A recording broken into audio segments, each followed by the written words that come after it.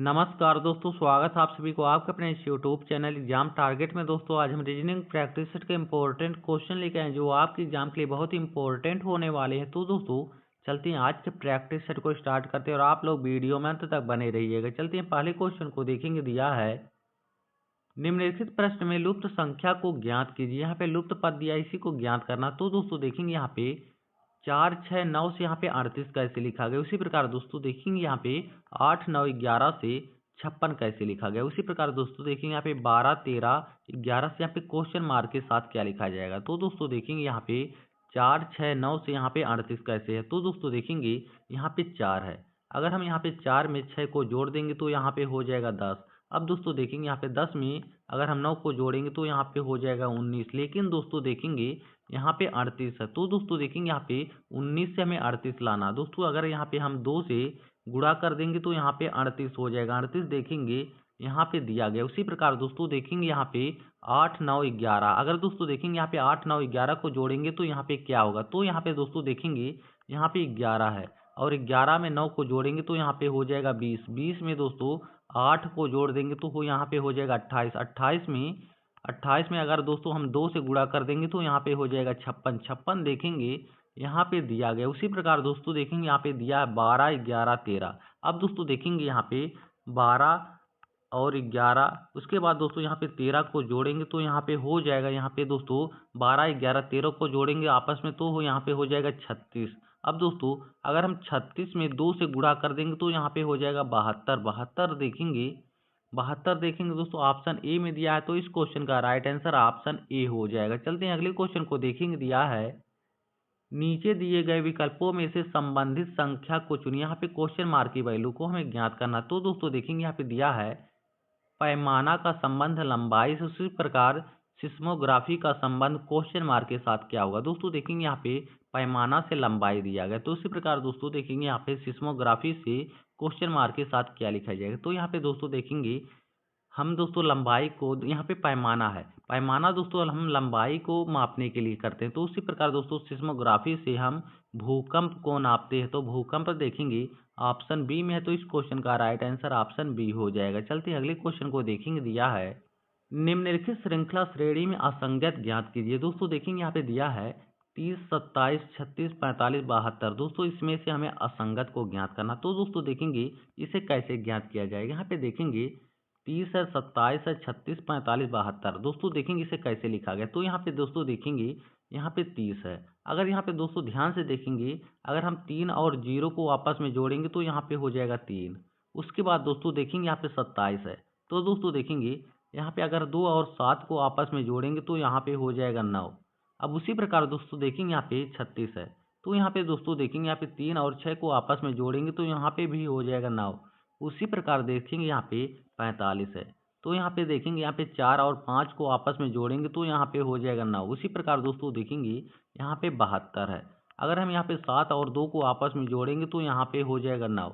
अब दोस्तों देखेंगे यहाँ पे 9 यहाँ पे आ गया, 9 यहाँ पे आ गया, 9 यहाँ पे आ गया। अब दोस्तों देखेंगे यहाँ पे 9 यहाँ पे भी है लेकिन यहाँ पे 3 है। तो दोस्तों देखेंगे यहाँ पे 3 और 0 को जोड़ने पर यहाँ पे 3 आ गया। तो दोस्तों इस क्वेश्चन का राइट आंसर हो जाएगा ऑप्शन ए हो जाएगा। चलते हैं अगले क्वेश्चन को देखेंगे। यदि ENCRYPT को किसी कोड भाषा में VMXIBKG लिखा जाता है तो उसी प्रकार ARC को उसी कोड भाषा में क्या लिखा जाएगा। दोस्तों देखेंगे यहाँ पे ENCRYPT को VMXIBKG कैसे लिखा गया। दोस्तों देखेंगे यहाँ पे ई है, ई का विपरीत देखेंगे तो यहाँ पे दोस्तों वी हो जाएगा। उसी प्रकार देखेंगे यहाँ पे एन है, एन का विपरीत देखेंगे तो यहाँ पे एम हो जाएगा। उसी प्रकार देखेंगे यहाँ पे दोस्तों यहाँ पे सी है, सी का विपरीत देखेंगे तो यहाँ पे एक्स हो जाएगा। उसके बाद देखेंगे यहाँ पे आर है, आर का विपरीत देखेंगे यहाँ पे हो जाएगा आई।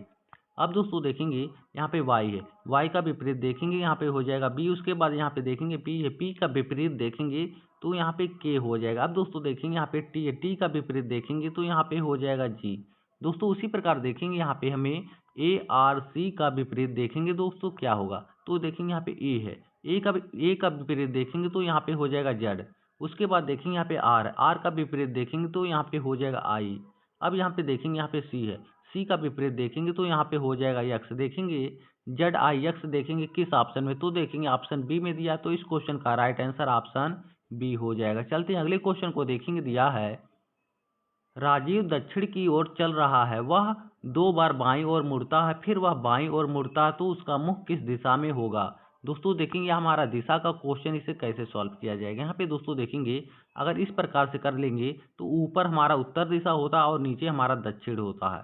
अब दोस्तों देखेंगे हमारा इस दिशा में पूरब होता है और यहाँ पे हमारा पश्चिम हो जाएगा। दोस्तों देखेंगे इसे कैसे लिखा जाएगा। तो यहाँ पे दोस्तों देखेंगे, मान लीजिए दोस्तों यहाँ पे राजीव है। अब दोस्तों देखेंगे राजीव, दोस्तों कह रहा है कि राजीव दक्षिण की ओर चल रहा है। दोस्तों देखेंगे दक्षिण हमारा इस दिशा में, तो यहाँ पे देखेंगे राजीव हमारा दक्षिण की ओर चल रहा है। अब दोस्तों देखेंगे यहाँ पे कह रहा है कि 2 बार वह दाईं मुड़ता है, तो यहाँ पे देखेंगे 2 बार हमारा दाईं ओर मुड़ जाता। तो उसके बाद दोस्तों देखेंगे कह रहा कि फिर वह दाईं ओर मुड़ता, तो दोस्तों देखेंगे यहाँ पे फिर एक बार वह दाईं मुड़ गया। तो यहाँ कह रहा है कि उसका मुख किस दिशा में होगा।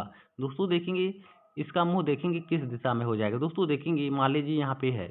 अब दोस्तों यहाँ पे, यहाँ से दक्षिण की ओर चलता है, उसके बाद 2 बार वह दाईं ओर मुड़ जाता है, उसके बाद दोस्तों फिर एक बार वह दाईं ओर मुड़ जाता है, तो दोस्तों देखेंगे पूरब की ओर इसका मुंह हो जाएगा। पूरब देखेंगे ऑप्शन सी में दिया, तो इस क्वेश्चन का राइट आंसर ऑप्शन सी हो जाएगा। चलते हैं अगले क्वेश्चन को देखेंगे। दिया है यदि 3 @ 2 = 25, उसी प्रकार 8 @ 7 = 225 लिखा है, तो उसी प्रकार 7 @ 2 बराबर क्वेश्चन मार्क के साथ क्या लिखा जाएगा। दोस्तों देखेंगे इसे कैसे लिखा गया। तो दोस्तों देखेंगे यहाँ पे 3 @ 2 = 25 कैसे लिखा गया। दोस्तों देखेंगे यहाँ पे 3 है, अगर हम दोस्तों 3 में 2 को जोड़ देंगे तो यहाँ पे हो जाएगा 5, और 5 का स्क्वायर करेंगे तो यहाँ पे हो जाएगा 25। 25 देखेंगे यहाँ पे दिया। उसी प्रकार दोस्तों देखेंगे यहाँ पे 8 है, 8 के दोस्तों 8 में अगर हम यहाँ पे 8 में अगर हम 7 को जोड़ेंगे तो यहाँ पे हो जाएगा दोस्तों 8 में 7 को जोड़ेंगे तो यहाँ पे हो जाएगा 15, और 15 का स्क्वायर करेंगे तो यहाँ पे हो जाएगा 225 हो जाएगा। 225 देखेंगे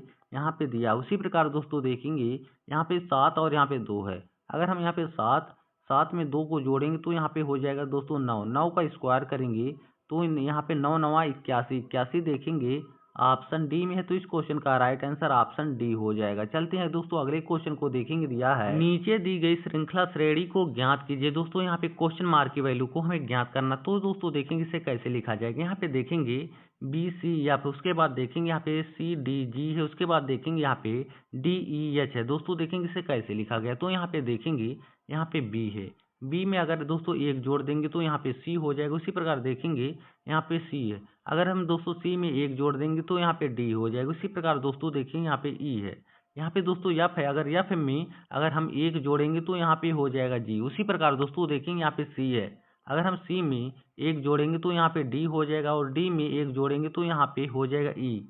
अब दोस्तों देखेंगे यहाँ पे जी है, अगर हम जी में एक जोड़ देंगे तो यहाँ पे हो जाएगा एच। उसी प्रकार दोस्तों देखेंगे अगर हम डी में एक जोड़ेंगे, डी में अगर दोस्तों एक जोड़ेंगे तो यहाँ पे हो जाएगा ई हो जाएगा। उसके बाद देखेंगे यहाँ पे ई है, अगर दोस्तों ई में एक जोड़ेंगे तो यहाँ पे हो जाएगा दोस्तों यफ हो जाएगा। अब दोस्तों आगे देखेंगे उसी प्रकार यच है, यच में एक जोड़ेंगे तो यहाँ पे आई हो जाएगा। देखेंगे ई या आई देखेंगे किस ऑप्शन में, तो देखेंगे ऑप्शन ए में दिया, तो इस क्वेश्चन का राइट आंसर ऑप्शन ए हो जाएगा। चलते हैं अगले क्वेश्चन को देखेंगे। दिया है यदि सितंबर का मान 54, जनवरी का मान 42 है, तो दिसंबर का मान यहाँ पे 48 है, तो अगस्त का मान क्या होगा। दोस्तों देखेंगे इसे कैसे लिखा जाएगा। तो यहाँ पे दोस्तों देखेंगे यहाँ पे सितंबर है, सितंबर में दोस्तों देखेंगे लेटर कितने हैं, तो दोस्तों देखेंगे यहाँ पे 9 मिल जाएगा। अगर दोस्तों 9 में अगर हम 6 से गुणा करेंगे तो यहाँ पे हो जाएगा 9 6 54, 54 देखेंगे यहाँ पे दिया। उसी प्रकार दोस्तों देखेंगे यहाँ पे जनवरी है, जनवरी में लेटर देखेंगे कितना है। दोस्तों देखेंगे जनवरी में दोस्तों लेटर देखेंगे यहाँ पे 7 है। अब दोस्तों यहाँ पे 7 में अगर हम 6 से गुणा कर देंगे तो यहाँ पे हो जाएगा 42, 42 देखेंगे यहाँ पे दिया। उसी प्रकार दोस्तों देखेंगे यहाँ पे दिसंबर है, दिसंबर में दोस्तों देखेंगे लेटर कितने हैं, तो दोस्तों देखेंगे दिसंबर में हमें दोस्तों लेटर 8 मिल जाएंगे। अब दोस्तों यहाँ पे 8 में अगर हम 6 से गुणा कर देंगे तो यहाँ पे 8 6 48 हो जाएगा, 48 देखेंगे यहाँ पे दिया। उसी प्रकार दोस्तों देखेंगे यहाँ पे अगस्त है, अगस्त में दोस्तों देखेंगे यहाँ पे लेटर कितने हैं, तो दोस्तों यहाँ पे लेटर 6 हैं।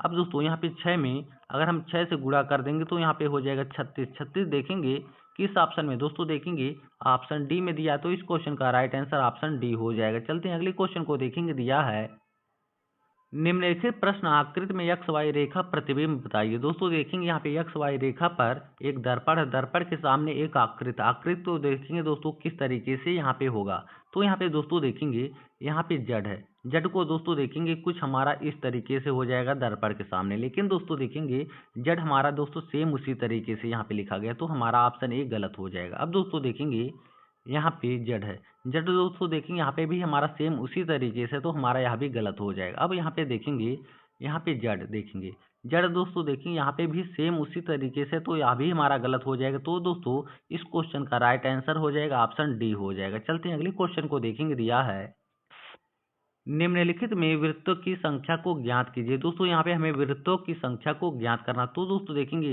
इस आकृति में कितने वृत्त दिए गए। तो दोस्तों देखेंगे यहाँ पे देखेंगे यहाँ पे 1 है, यहाँ पे 2 है, उसके बाद दोस्तों देखेंगे यहाँ पे 3 हो जाएगा और यहाँ पे 4 हो जाएगा। अब आगे उसी प्रकार दोस्तों देखेंगे यहाँ पे 5 हो जाएगा, उसके बाद यहाँ पे 6 हो जाएगा। अब दोस्तों यहाँ पे 7 हो जाएगा और यहाँ पे 8 हो जाएगा। और दोस्तों देखेंगे यहाँ पे 9 हो जाएगा, यहाँ पे 10 हो जाएगा, यहाँ पे 11 हो जाएगा और यहाँ पे 12 हो जाएगा। अब आगे उसी प्रकार दोस्तों देखेंगे यहाँ पे हमारा एक 13 हो जाएगा, 13 के बाद दोस्तों देखेंगे यहाँ पे 14 हो जाएगा, 14 के बाद यहाँ पे 15, 15 के बाद यहाँ पे 16 हो जाएगा। अब दोस्तों देखेंगे 16 के बाद यहाँ पे 17 हो जाएगा, 18 हो जाएगा और यहाँ पे 19, 19 देखेंगे दोस्तों ऑप्शन ए में दिया, तो इस क्वेश्चन का राइट आंसर ऑप्शन ए हो जाएगा। चलते हैं अगले क्वेश्चन को देखेंगे। दोस्तों दिया है BAB का संबंध CEC से, उसी प्रकार DID का संबंध क्वेश्चन मार्क के साथ क्या होगा। दोस्तों इस क्वेश्चन का आप लोग आंसर कमेंट में दीजिएगा। दोस्तों आज के वीडियो में बस इतना ही, फिर मिलेंगे, तब तक के लिए।